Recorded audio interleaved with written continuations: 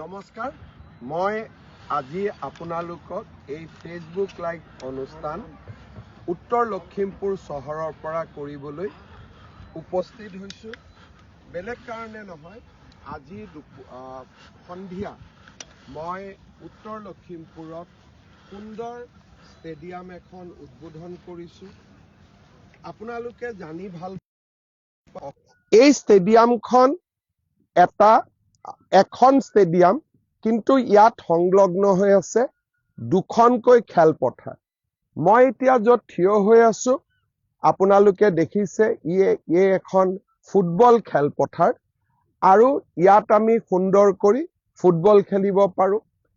যেনেকৈ আমাৰ খুব সৰ্বাংগ সুন্দৰ ষ্টেডিয়াম বিলাকত ফ্লাড লাইট থাকে, এই ফুটবল ষ্টেডিয়ামখনত চাৰিওফালে আপোনালোকে ফ্লাড লাইট দেখা পাইছে। আৰু আটাইতকৈ ডাঙৰ কথা যে এই ষ্টেডিয়ামখনে উত্তৰ লখিমপুৰৰ ৰাইজক ইমানে উৎসাহিত কৰিছে যে এতিয়াও চাৰিওফালে ষ্টেডিয়ামখন চাবলৈ লোকে লোকাৰুণ্ণ হৈ আছে। মই আপোনালোকক ফুটবলৰ বিষয়ে কৈছিলো। এই ষ্টেডিয়ামখনত ফুটবল খেলৰ লগতে এথলেটিক্সৰ বাবে সুন্দৰ সিন্থেটিক ট্ৰেক নিৰ্মাণ কৰা হৈছে। মই এতিয়া ফুটবলৰ পৰা লাহেকৈ আহি সিন্থেটিক ট্ৰেক আপোনালোকক দেখুৱাব খুজিছো। সুন্দৰ সিন্থেটিক ট্ৰেক সাধাৰণতে আমাৰ আগশাৰীৰ মহানগৰসমূহত এনেকুৱা সিন্থেটিক ট্ৰেক থাকে। কেইদিনমান আগতে নলবাৰীত মই ষ্টেডিয়াম উদ্বোধন কৰিছিলো, তাতো এনেকুৱা সুন্দৰ সিন্থেটিক ট্ৰেক লে কৰা হৈছিলে। ডিব্ৰুগড়ত খনিকৰত আমি ষ্টেডিয়াম উদ্বোধন কৰিছিলো, তাতো এনেকুৱা সুন্দৰ সিন্থেটিক ট্ৰেক লে কৰা হৈছে। আৰু আজি আমি উত্তৰ লখিমপুৰৰ এই ষ্টেডিয়ামখনতো সুন্দৰ সিন্থেটিক ট্ৰেক নিৰ্মাণ কৰি উলিয়াইছো। কেনেকুৱা লাগিছে ষ্টেডিয়ামখন? ভাল লাগিছে না লাগা নাই? ষ্টেডিয়াম পাক্কা ভাল লাগিছে? বঢ়িয়া। এই ষ্টেডিয়ামখনত আপোনালোকে দেখিছে যে সুন্দৰ কাভাৰ্ড গেলাৰী আছে। আপোনালোকে মই পোনে পোনে উলিয়াই দিছো, তাতে গেলাৰীত বহি থকা মোৰ বন্ধুসকলে হাত বাউলিও দিছে। এই গোটেইটো গেলাৰী, আৰু এই গেলাৰীৰ ওপৰত স্পৰ্টছ হোষ্টেল, যিটো ওপৰত ফ্লোৰ দেখিছে তাতে ডৰমিটৰী নিৰ্মাণ কৰা হৈছে, যাতে আমাৰ খেলৰ প্ৰশিক্ষণ লবলৈ অহা ল'ৰাবিলাকক আমি ৰাখিব পাৰো, ছোৱালীবিলাকক ৰাখিব পাৰো। আৰু তাৰ ওপৰ মহলাত যোগাসন আৰু জিমনাষ্টিকৰ ব্যৱস্থা কৰা হৈছে। আপোনালোকে চাওক ইয়াৰ পেভিলিয়নটো কিমান ইম্পজিং ষ্ট্ৰাকচাৰ হৈছে, কিমান সুন্দৰ লাগিছে। মই আকৌ এবাৰ আপোনালোকক দেখুৱাইছো, ষ্টেডিয়ামটো চাওক, আৰু তলৰ সুন্দৰ গেলাৰী। উত্তৰ লখিমপুৰ চহৰত কেইটামান দিন আগলৈকে আমাৰ এই অসমৰ গুৱাহাটীক বাদ দি নগৰসমূহত স্পৰ্টছ ইনফ্ৰাষ্ট্ৰাকচাৰ নাছিলে। আজি এই সুন্দৰ পেভিলিয়ন আৰু লগত দৰ্শক বহিব পৰা গেলাৰী। এয়া মই আপোনালোকক ফুটবল আৰু এথলেটিক ট্ৰেকৰ বিষয়ে কলো, কিন্তু এই ষ্টেডিয়ামখনৰ এটা ডাঙৰ বিশেষত্ব হৈছে যে ইয়াতে ফুটবলৰ লগতে এথলেটিক ট্ৰেকৰ লগতে এখন এক্সক্লুচিভ ক্ৰিকেট ষ্টেডিয়ামো ইয়াত নিৰ্মাণ কৰা হৈছে। মই আপোনালোকক ফুটবল ষ্টেডিয়ামখন দেখুৱাৰ পিছতে মই আপোনালোকক এতিয়া ক্ৰিকেট ষ্টেডিয়ামলৈকেও আপোনালোকক লৈ যাব চেষ্টা কৰিম। দুইখন আচলতে এখনেই ফিল্ড, কিন্তু আজি মই উদ্বোধনী মিটিং কৰিবলগীয়া হোৱাৰ কাৰণে সৰু পেণ্ডেল এটা মাজত বনাইছিলে, আদাৰৱাইজ ই এটা টুইন ফিল্ড। এয়া হল আমাৰ ফুটবল ফিল্ড, আৰু মই ফুটবল কেইটা ছটিয়াইছো। আৰু আমি ফুটবলৰ পৰা এতিয়া আমি আপোনালোকক লৈ গৈ আছো ক্ৰিকেটৰ ফালে। কিন্তু ক্ৰিকেটলৈ যোৱাৰ আগতে মই আপোনালোকক মনত পেলাম, এই ষ্টেডিয়ামখন আমি লভলীনা বৰগোহাঁইৰ নামত নামাঙ্কিত কৰিছো। আৰু যেতিয়া লভলীনা থাকিব, বক্সিং ৰিংটো থাকিবই লাগিব। এয়া আমাৰ উদীয়মান খেলুৱৈসকলৰ বাবে বক্সাৰসকলৰ বাবে আমি নিৰ্মাণ কৰা বক্সিং যিটো এৰেনা বুলি কওঁ, বক্সিং এৰেনা। এতিয়া আমি লাহেকৈ যাম ফুটবল ষ্টেডিয়ামখনৰ পিছত আমি লাহেকৈ যাম ক্ৰিকেট ষ্টেডিয়ামখন আপোনালোকক দেখুৱাব খুজিম। ইয়াত বহুত লোক আছে এই সময়ত, গতিকে সকলো কেমেৰালৈকে মাজে মাজে আমাৰ দৰ্শকসকলকো আপোনালোকে দেখা পাই থাকিব আৰু তাৰ লগতে দৰ্শকসকলৰ উৎসাহো আপোনালোকে দেখিবলৈ পাব। এতিয়া মই অলপ আগতে আপোনালোকক দেখুৱাইছিলো সেইটো ফুটবল আৰু এথলেটিকৰ পেভিলিয়ন। এতিয়া আমি যাম ক্ৰিকেট পেভিলিয়নলৈকে, কাৰণ লখিমপুৰে এনেকুৱা এখন ষ্টেডিয়াম য'ত ফুটবল আৰু ক্ৰিকেটৰ কাৰণে একেটা কেম্পাছতে দুখন খেলপথাৰ নিৰ্মাণ কৰা হৈছে। মই অকণমান দেখুৱাব খুজিম। এতিয়া আমি আহি ক্ৰিকেটৰ পেভিলিয়ন, এই পেভিলিয়নটো এক্সক্লুচিভ ক্ৰিকেট পেভিলিয়ন হিচাপে নিৰ্মাণ কৰা হৈছে। আপোনালোকে দেখা পাইছে যে এই ক্ৰিকেট পেভিলিয়নৰ মাজেদি তলেদি ক্ৰিকেট পেভিলিয়নেদি মই এতিয়া ক্ৰিকেট খেলপথাৰত সোমাই যাবলৈ চেষ্টা কৰিম। মই আকৌ কৈছো, মই উত্তৰ লখিমপুৰ চহৰত আছো। গুৱাহাটীত ষ্টেডিয়াম থাকে আমি দেখা পাওঁ, কিন্তু উত্তৰ লখিমপুৰ চহৰতো এনেকুৱা সুন্দৰ ষ্টেডিয়াম। এইটো এটা প্লেয়াৰ্ছ ব্ৰিফিং ৰুম। ইয়াতে খেলাৰ আগতে প্লেয়াৰ্ছে ব্ৰিফিং ল'ব পাৰে। এতিয়া আমি পোনে পোনে যাব খুজিছো ক্ৰিকেট ষ্টেডিয়ামলৈকে। প্ৰথমতে মই আপোনালোকক এতিয়া ফুটবল ষ্টেডিয়াম দেখুৱালো। এতিয়া মই আপোনালোকক ক্ৰিকেট ষ্টেডিয়াম দেখুৱাম। আপোনালোকে চাব, এইটো এটা ক্ৰিকেট পেভিলিয়ন। ক্ৰিকেট পেভিলিয়নৰ পিছত ক্ৰিকেট ষ্টেডিয়ামৰ গেলাৰী। প্ৰায় 5,000 লোকে আজিৰ দিনটোত ইয়াত বহি ক্ৰিকেট খেল খেলিব পাৰে, ক্ৰিকেট খেল চাব পাৰে। কিন্তু আমি প্ৰভিজন ৰাখিছো আৰু 5,000 দৰ্শক বহিব পৰা গেলাৰী যাতে আমি নিৰ্মাণ কৰিব পাৰো। এইখন হল সুবিশাল ক্ৰিকেট ষ্টেডিয়াম। আগত মই আপোনালোকক দেখুৱাইছিলো ফুটবল ষ্টেডিয়াম, এথলেটিক ট্ৰেক। এইবাৰ মই আপোনালোকক দেখুৱাইছো ক্ৰিকেট ষ্টেডিয়াম। আৰু এইখন ক্ৰিকেট ষ্টেডিয়াম ইণ্টাৰনেশ্যনেল মানদণ্ডত নিৰ্মাণ কৰা হৈছে। কিমান ধুনীয়া ক্ৰিকেট পিচ ইয়াতে নিৰ্মাণ কৰা হৈছে আপোনালোকে চাব পাৰে।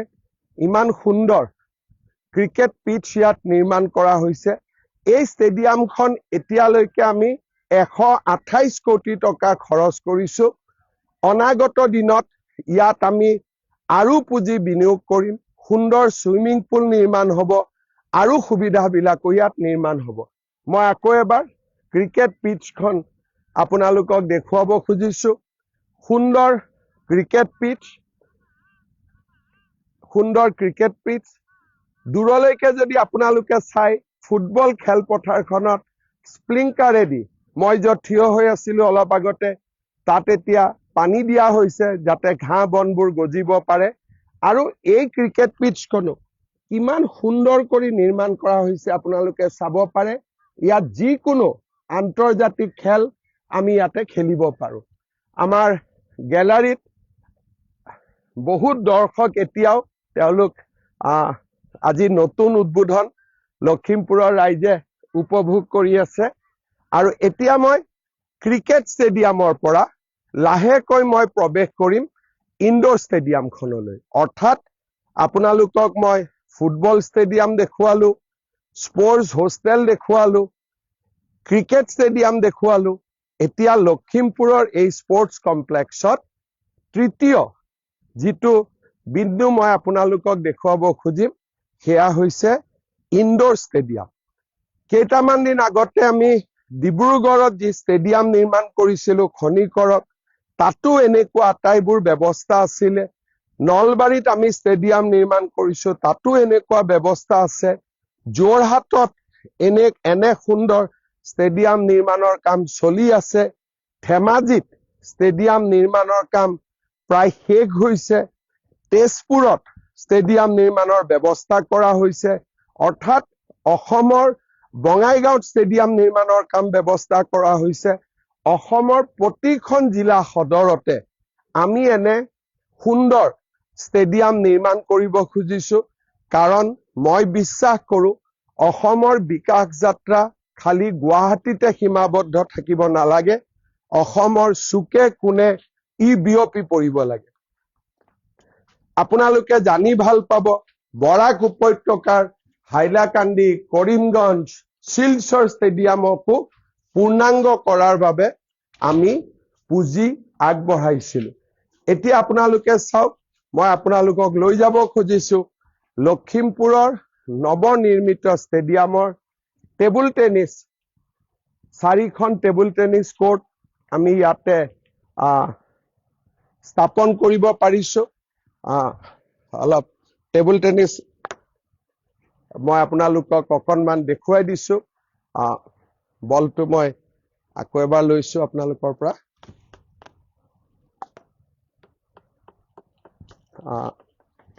ইয়াতে অকণমান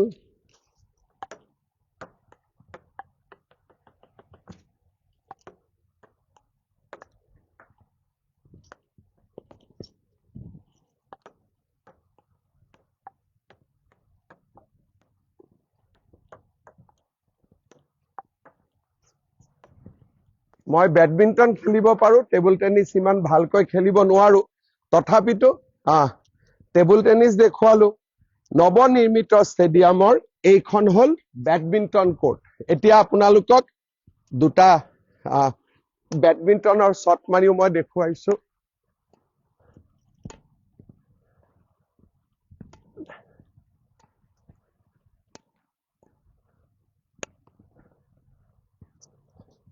আমাৰ ষ্টেডিয়ামত ইনডোৰ ষ্টেডিয়াম এখন বেডমিন্টন টেবুল টেনিছ সকলোৰে সুবিধা ইয়াত ৰাখা হৈছে আৰু আপোনালোকে সুন্দৰ গ্যালাৰী দেখা পাইছে দৰ্শকে চাব পৰা গ্যালাৰী সুন্দৰ বেডমিন্টনৰ কোৰ্ট দুখন তিনিখন আৰু টেবুল টেনিছ আমাৰ বোৰ্ড ইয়াত 4খন থাকিব পাৰিব আৰু এনেকৈয়ে লখিমপুৰত আজি আমি লভলীনা বৰগোহাঁই ক্ৰীড়া প্ৰকল্প লখিমপুৰৰ ৰাইজৰ বাবে উৎসৰ্গা কৰিছো মই আপোনালোকক লখিমপুৰ ষ্টেডিয়ামলৈ এই কাৰণে লৈ আহিছিলো যে আমি আজিৰ পৰা এটা বছৰ আগত দুটা বছৰ আগত তিনিটা বছৰ আগত কোনেও কল্পনা কৰিব পৰা নাছিলো যে অসমৰ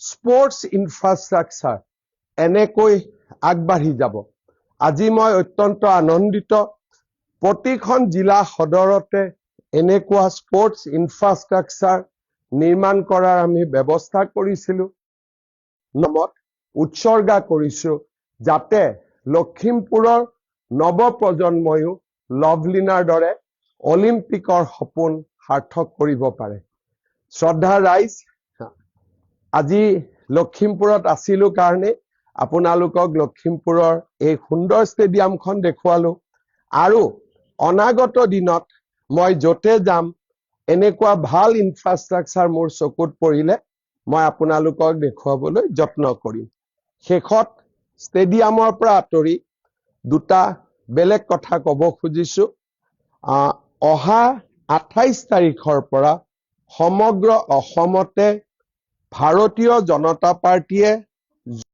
হৈছে যাতে অহা নিৰ্বাচনৰ বাবে অসমৰ ৰাইজৰ আমি আশীৰ্বাদ ল'ব পাৰো মই আজি ৰাতিপুৱা এজন সাংবাদিকৰ প্ৰশ্নৰ উত্তৰত কৈছিলো যে 5টা বছৰত সকলো কাম কৰা সম্ভৱ নহয় হয়তো ৰাইজে বিচৰা কিছু কাম আমি কৰিব পৰা নাই তাৰ বাবে এই আশীৰ্বাদ যাত্ৰাত আমি ৰাইজৰ ক্ষমা বিচাৰিম আৰু অনাগত 5 বছৰত অসম মাতৃৰ কাৰণে যাতে আমি কাম কৰিব পাৰো তাৰ বাবে ৰাইজৰ আশীৰ্বাদ বিচাৰিম ঢেকিয়াজুলিৰ গুপ্তেশ্বৰ মন্দিৰৰ পৰা বৰচলা বিহগুৰি ৰাজগড় হৈ নাহৰকটীয়া হৈ আমি দুলীয়াজানত উপস্থিত হ'ব চেষ্টা কৰিম ফাকুৱাৰ পিছত এই যাত্ৰা আমি আকৌ পুনৰ আৰম্ভ কৰিম শ্ৰদ্ধাৰ ৰাইজ বহুতে মোক সুধি থাকে আমাৰ নিযুত বাবু আঁচনি কেতিয়া আৰম্ভ হ'ব, জীৱন প্ৰেৰণা আমি কেতিয়া পাম, জীৱন অনুপ্ৰেৰণা কেতিয়া পাম। 28 তাৰিখে মোৰ যাত্ৰা, 26 আৰু 27 তাৰিখৰ ভিতৰত এই গোটেই আঁচনিবিলাকৰ ধন আমি ৰাইজলৈ হস্তান্তৰ কৰিম। শেষত আই মাতৃসকলৰ বাবে এটা খবৰ সভাই সমিতিয়ে কৈছো, তথাপিতো ফেচবুক লাইভৰ জৰিয়তেও জনাই থৈছো যে অহা 10 মাৰ্চত আমি অৰুণোদয় আঁচনিৰ হিতাধিকাৰীসকলৰ বেংক একাউণ্টলৈ 9,000 টকা আমি মুকলি কৰি দিম। অৰ্থাৎ উন্নয়নৰ যাত্ৰাও চলিব, ৰাইজৰ মংগলৰ কাৰণে গ্ৰহণ কৰা আঁচনিসমূহো চলিব আৰু অসমৰ চুকে কোণে বিকাশৰ এই যি মন্ত্ৰ তাক আমি লৈ যাবলৈ চেষ্টা কৰিয়ে থাকিম। পুনৰ এবাৰ আপোনালোকক ধন্যবাদ জনাইছো। মই গুৱাহাটীলৈ উভতি যাম। আজি Lovlina Borgohain indoor stadium, football stadium আৰু ক্ৰিকেট ষ্টেডিয়াম আপোনালোকক দেখুৱাবলৈ পাই সঁচাকৈয়ে গৌৰৱ অনুভৱ কৰিছো। লখিমপুৰৰ ৰাইজক